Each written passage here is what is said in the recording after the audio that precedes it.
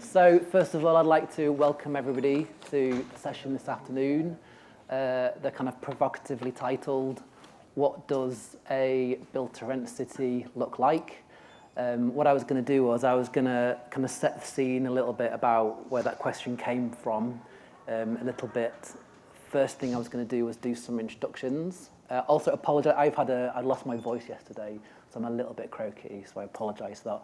Also, while I'm on it, Beth and James has not been able, from the GLA, has not been able to join. We had an interesting question for Bethan, but I think we're going to answer it amongst ourselves. So, introductions, I'll do myself first. I am Lee Bullymore.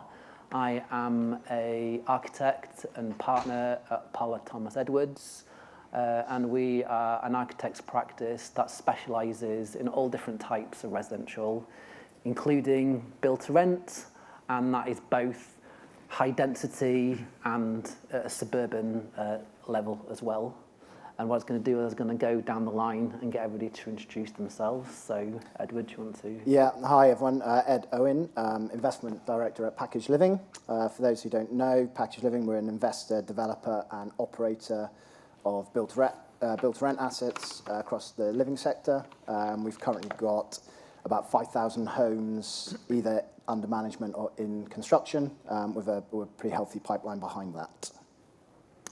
Yes, and I'm James Pargeter. I'm a senior advisor at GAA.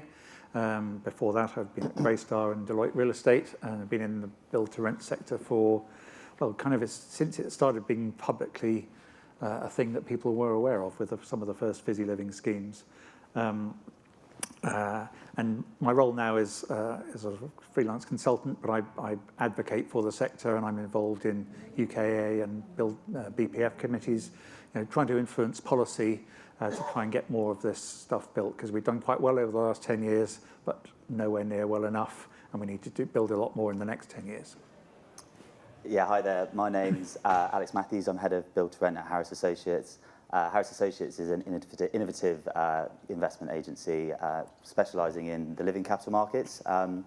We've managed to transact around $3 billion in the last 3 years, predominantly in the student space. I recently joined to leverage off our success in the student market and pan it across into build-to-rent. Thank you. So to set the scene a little bit, the way the question came about was, it was something that we have been thinking quite a lot as an architect's practice, and we're really excited actually about the potential for build-to-rent to make a positive contribution to our towns and our cities. And I think, as we've been taught partially earlier on today, was that we're going through a period of cultural and technological change. So we sort of have more of a subscription-based culture, which is leading to a kind of a recalibration of people's aspirations. We have things that we talked about earlier, such as the growth of home working and home shopping, but also at the other end of the scale, we have challenges such as an increase in social isolation. And for us, that all contributes to what places are like, and and also impacts upon what we do as designers when we approach regeneration. And our thoughts on it was that that kind of build to rent is kind of in a unique position to offer something specific in terms of how you deal with those challenges for it. And I think the things in particular that we've thought about in terms of that as an example is, first of all, it is that kind of level of stewardship and curation by the on-site management is not only community building inside of the buildings themselves, but there is an opportunity kind of outside those buildings. It offers different lifestyles and patterns of living, and I'm going to be interested to hear what the panel thinks about that. The way that we designed the ground floors of buildings is very different. In particular, things like that on-site management gives a sense of security outside the buildings and kind of encourages people to use public spaces.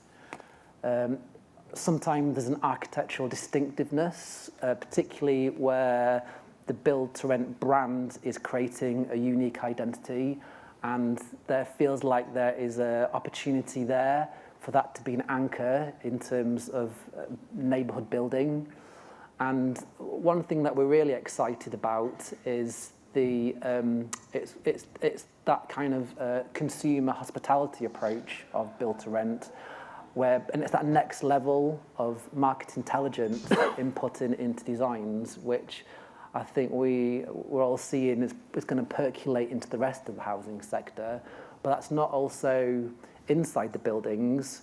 We were seeing that outside the buildings as well. So to give an example from one of our suburban housing projects, obviously one of the big opportunities outside buildings is the way that you design streets and how you design streets to make them sociable and walkable, and how you deal with cars within that. So on our project, for example, what we've done with the Blenheim Estates at Woodstock is it's an extension to Woodstock, and we have done a housing scheme where you have what we call parking barns, which is separate buildings for car parking, or at Eddington in Cambridge, where we've delivered the first few phases, and parking's dealt with in separate parking areas. And what that does is, in terms of the streets themselves, they become populated with greenery and ecology, which obviously has environmental benefits. It is positive health and well-being because it encourages people to walk, so there's social value to it. But for the investors, what that has done is it has reduced the portion of the site which has been given over to infrastructure. So on Woodstock, we measured that as going from 40% of the site to 15% of the site. But also what that has done is it's allowing the commoditisation of the car parking. So if people want second cars, then they can. There's a place where they can be rented. And obviously that is complicated for a build for sale offer. However, we're seeing there's an opportunity there for Build to Rent who have on-site management and will sort of reap those benefits from it. So that's kind of a bit of setting the scene. So what I was going to do was I am going to ask some specific questions to each of the panelists. What I was going to say was if something comes up in discussion that is not related to that question, please feel free to chip in with it so that we can get as many opinions as possible.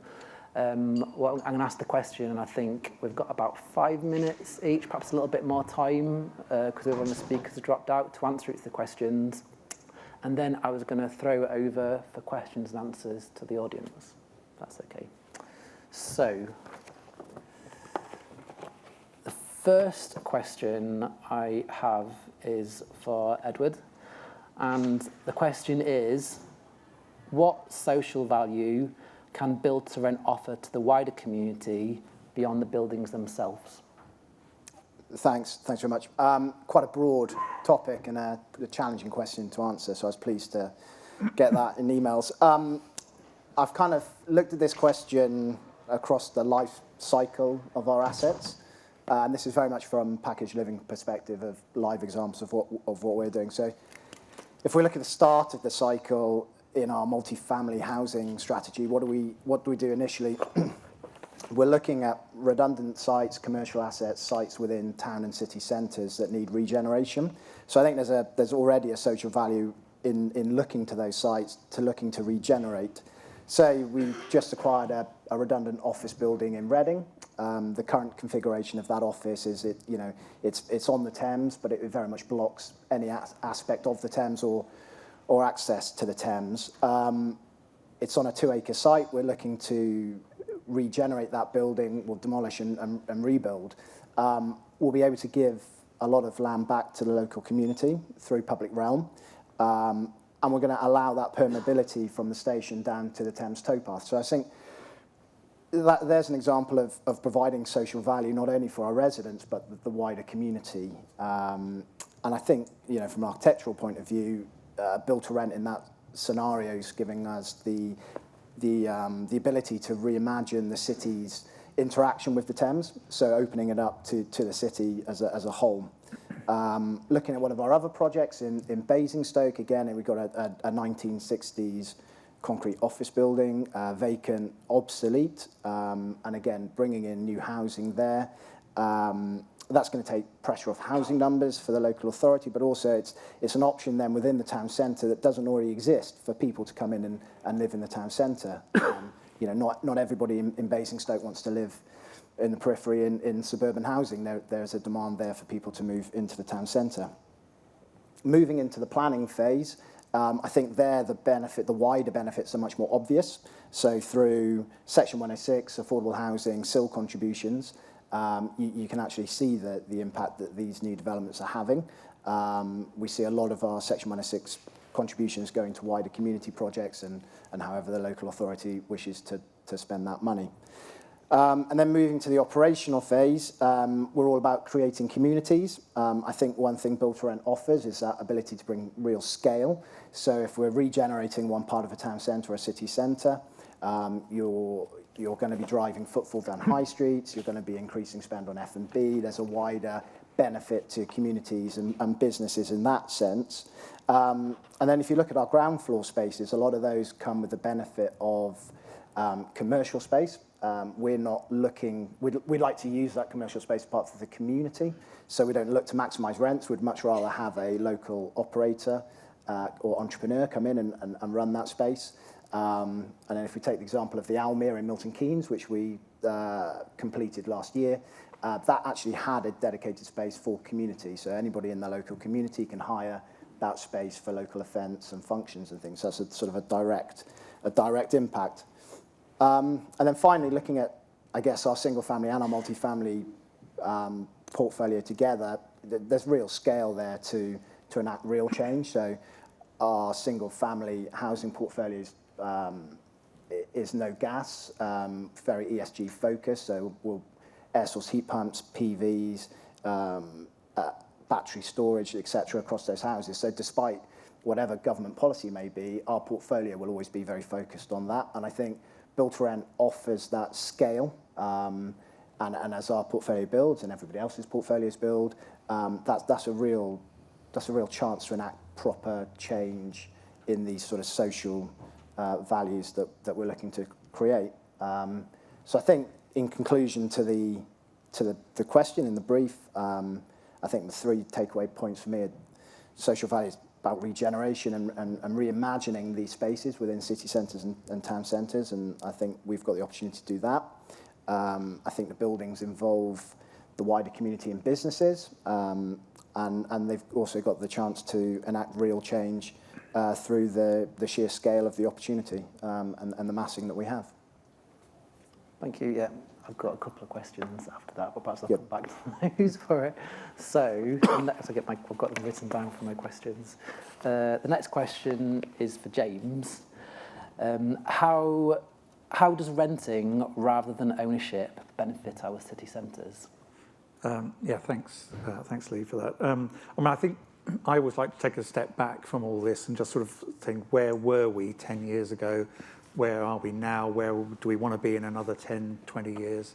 And are we kind of on course for that? And I think there's a lot of talk about, on a policy level, because I always like to also see how can this sector influence the policy so that we can get more of this stuff built, because we all know in this room that more of this is desperately required. The demand for rental homes is tangible. It's there in almost every week. Someone has written another article. It's usually a junior journalist who can't find somewhere to live, and are representing their generation very well. And I think a lot of the senior policymakers just haven't yet really seen that, other than perhaps in their own sort of adult offspring who now can't find somewhere to live in the way that they did 30 years ago. But it's not just about housing. I think so if we're looking at in terms of a city centre synergy, we'll use the name of the room, it's about flexibility, and flexibility of people's lives is far enhanced from a generation or two ago. And that's flexibility in almost every aspect of their lives. So on and rental suits that really well. Personally, I have a slight hesitancy when I hear people talk about people want to rent so much that they just sort of, so whether they're used to Spotify, so that's why they want to rent a home. I don't think that's quite true. I think people still aspire to own a home in the end, and I think that's absolutely fine. And no one, but we should all be kind of pro housing with a build to rent bias. We're not going to replace all housing with build to rent. That would be unrealistic, and people wouldn't want that. But I don't know of anyone who at some point in their life has not rented. Everyone has. Quite a lot of people, in my experience, including myself, has had a kind of a bad luck story of being thrown out of a rental flat or house because a landlord wanted to sell up, or for something that wasn't really their fault or under their control. So what I think build to rent gives, purely from a housing point of view, is that security, peace of mind of being able to move somewhere that you quite like the look of, and being able to stay there as long as you choose to. And that's a really big thing. It gives you massive peace of mind, whether you're an individual, whether you're a couple, whether you're a family, and whether you're in a sort of multi-family building, a large block of apartments, or whether you are in a single family that's starting to come through in different sorts of places. But it's that peace of mind of being able to rent for as long as you need to before you choose to move somewhere else, I think is a massive thing which this sector doesn't talk about enough as one of the major amenities of build to rent.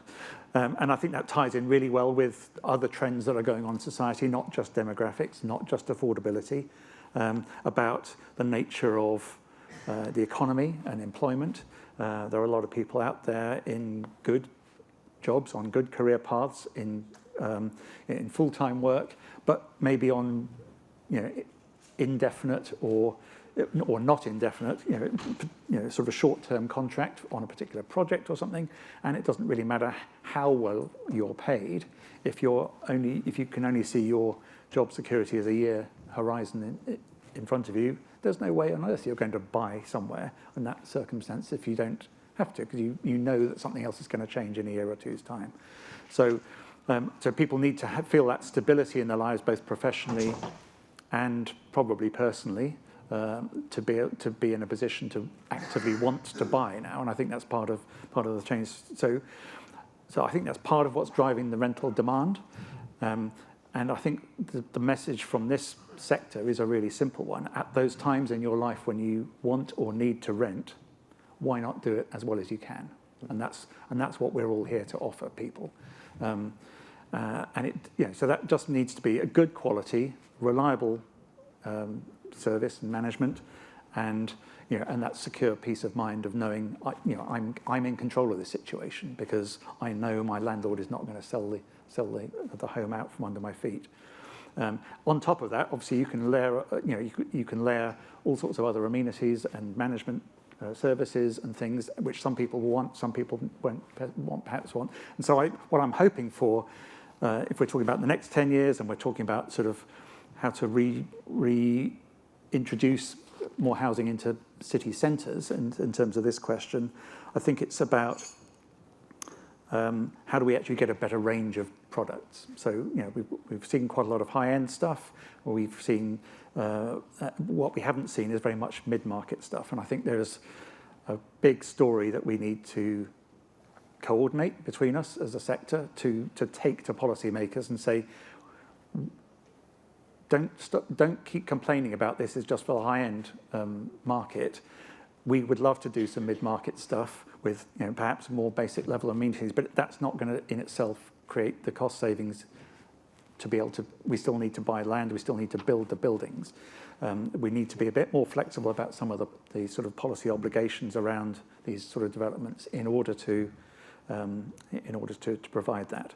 So I think if you look right back into city centres and we're talking about the decline of the high street, and there's a huge potential for either redevelopment or refurbishment of existing buildings, I think, to create a wide range of different rental products, which are all sort of purpose-built, purpose-designed, purpose-managed, which will give people that sort of secure lifestyle for whatever time scale they need it for.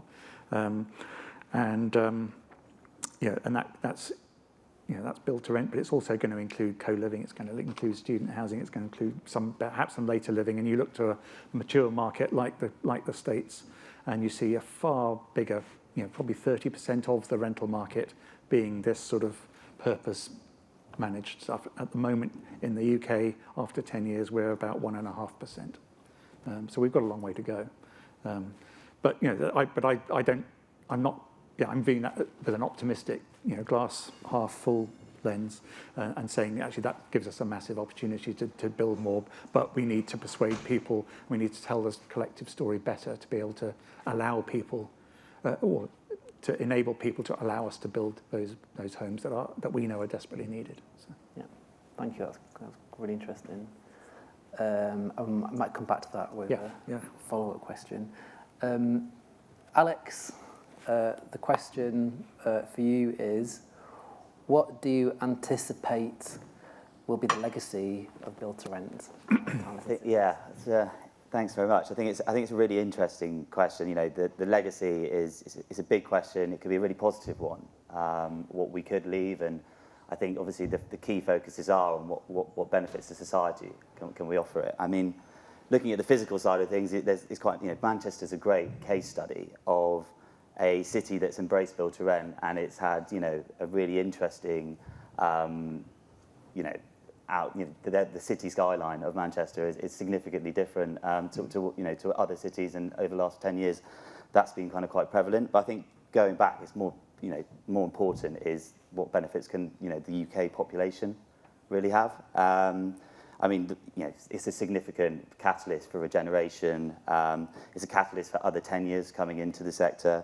And the sustainable methods of construction that are used are, a really positive impact both for the environment and also for the quality of life for the people moving in within those buildings. But I think, what's really important for this legacy is continued investment into it. And what we're seeing at the minute is quite tricky for that investment to be fully deployed. The government itself is, short of a few coffers at the minute, and I think it really requires private investment to enter the space, and at scale.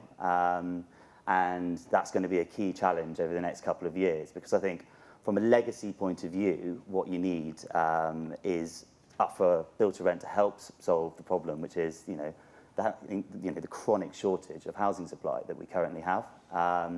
And the real question is, how do we push that supply? I mean, I think just looking at Build to Rent as a case study in terms of how it's pushing investment into regenerative areas, it's not just the city centre now. Obviously, we're seeing a lot happening in the suburban areas as well. But I think we're also seeing, if you look around London, there's an affordability squeeze in the capital right now, and that investment in Build to Rent is actually pushing further and further out. So, Get Living funded a scheme in Leatherhead last year, which I think 4 years ago, people would be struggling to get their heads around that. But because the scheme's constantly evolving and people are realising that it's widening the demographic in terms of the potential people that can rent there, it's opening up the sector. The sector's opening up rather. More and more geographies around the UK. I think if you look at certain other living sectors like student and co-living, they're quite specific in terms of the geographies that you can invest in. You have to be close to modes of transport for co-living in city centre locations. Birmingham, Manchester, London, and student. You've got to be near universities. But Build to Rent seems to be a solution much more for the masses. And I think what's really important to kind of capture as well, and it's been well conversed today, is the fact that we're still actually a relatively small section of housing delivery, and if we're really going to push and have that legacy and be able to shout about it and be proud of what everyone in this room's achieved and what everyone else at this conference achieved over the next few years, then the important thing is that we need to shout about it more.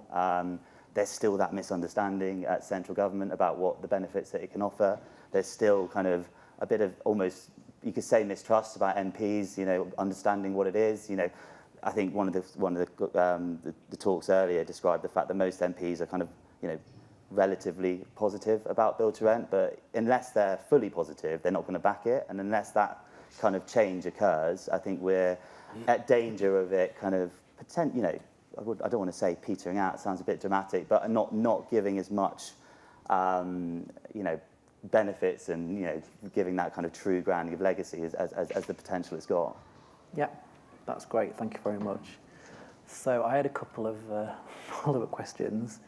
Ed, you were talking about the kind of impact upon the wider community of build to rent, and my kind of question was that in terms of a kind of non-residential residential amenities, how do you do it in a way that complements those in the wider area rather than privatising kind of community and retail uses? So, That's a difficult one. yeah, if I kind of answer the question I think you asked. So I guess, the value creation for us, the value piece for us is what goes on upstairs. Yeah. That's the ultimate value driver. I think that gives us the ability to curate the ground floor and the third-party spaces as we see fit to best suit both the community that we're going to create within the building, but the wider community. And quite often these are reasonably sized buildings. They'll be quite tall. They'll have an impact on wider communities. You'll have to work with local community action groups in sensitive areas. You've got to bring them along the journey. You need everyone's buy-in to this. But I think having limited value from an investment point of view allocated to the ground floor gives you that ability to bring really interesting brands into the building, to soften that and to sort of almost have a continuation of the external community inwards. Because ultimately, most of the time we're looking to build these buildings in really interesting parts of cities and town centres where there's already a community and an interesting vibe for people who are going to want to live there. So you don't want to turn up and just build a glass box that takes away from whatever else is going on in that area. So yeah, it's about bringing everybody along on the journey. But Build to Rent has that opportunity because we're not looking to maximise the value of our ground floors. Yeah, thank you. Could I chip in on that as well? Yeah, sure. Yeah, Just go to ahead.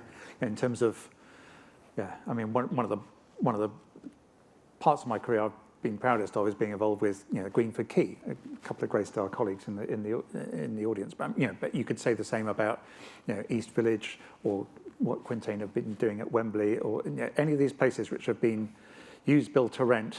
Although East Village is a slight outlier to that because it was converted to rent after the Olympics, but they have been able to populate those areas much more quickly. And and taking the Greenford example in Ealing, it was a disused industrial site. It had been sort of redundant for 10 years. It was a designated industrial or employment land. The employment consisted of 3 security guards and a dog. It's and now, Richard, how many people do we employ there? I mean, if you take into contract as well, it's probably about 50 or so people. Yeah. Greystar people. Yeah. And you've got all the retail. Yeah. So you've got your management, operational staff. You've got all the other retail and other businesses that are there, and that's if you're comparing it with a build to sell product. In the old days, you'd just say how many construction jobs and apprentices just during that construction phase, because after construction, there would be no jobs. So I think Build to Rent has that great opportunity to say, not only do we provide those sort of local benefits, but in that case, we took away a huge obstacle from the middle of that community, took down the fence, allowed people to walk through, created a great public realm, new pedestrian bridge over the canal, cafes, all sorts of things to attract people. An events team who put on in the summer there's a screen that goes up and they do movie screenings, and there's food festivals and all sorts of things which include everybody from the community. And when we first sort of told people that's what we were intending to do, they just didn't believe us. Back in 2016, 17, they couldn't imagine. All they could imagine was this sort of. They said, oh, it's going to be a gated community, because they just knew this fence that had been there for 10 years, and we took it away. And now they can walk through, and it's a much more pleasant walk to the tube station, et cetera, et cetera. So I think in terms of social impact, that's that sort of example is hugely beneficial. Of course, you've got your resident-only amenities, which tend to be at the top of the buildings, but there is literally something for everyone, and the whole place has become better as a result of that sort of development. That's great. And those are the sort of stories we need to be telling much more. Yeah, definitely. I've got loads of other questions, but I'm conscious of time. So what I was going to do was, I think we've got time for a couple of questions.